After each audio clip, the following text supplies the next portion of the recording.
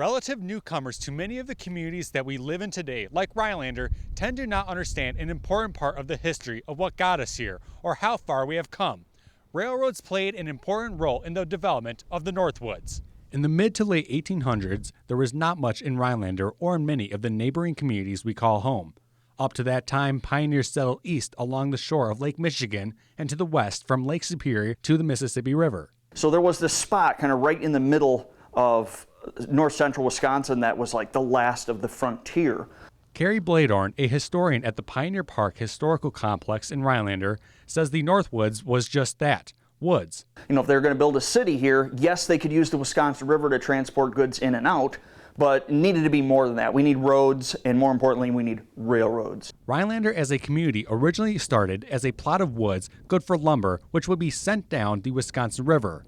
But then came the railroad, changing everything, says railroad historian Tom Berg.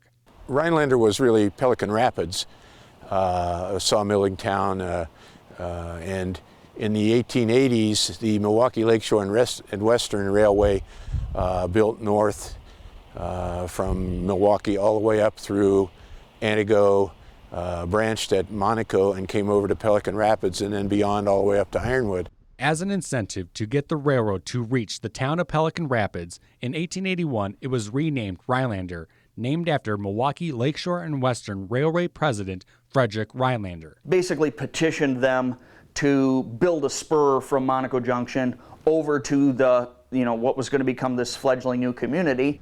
That line from Monaco to Rhinelander was built in 1881, but then about a century later in the 1970s, the then-owned Chicago Northwestern line was removed, leaving what we see today as Barnes Street. Railroads travel in a straight path and they don't make 90-degree angles. So certainly you can see how the railroad came through and kind of curved its way through the city and how the grid pattern of the streets, kind of lined up with all of that. Comparing old maps of the late 1800s to the ones of today, you can tell easily how railroad tracks of yesteryear have been replaced with roads and highways of today.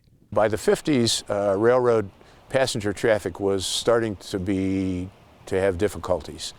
And then along came the Eisenhower interstate highway system, subsidized by the government to build good interstate highways throughout the country. The growth of cars and trucks as the mode of transportation has now almost erased the train highways of the past. When people figured out that they could buy their own car, and hop in their car and drive anywhere they want to go without, the problems of starting and stopping on the rail service, it just really started to take over. However, not all is lost of railroads past. If you see a straight line in nature, it's probably an old railroad bed. So today, if you find yourself wondering more about the years gone past, just stop and think about how the railroad played an important role in the development of where we are now. Reporting in Rhinelander, Kyle Pazorski, Newswatch 12.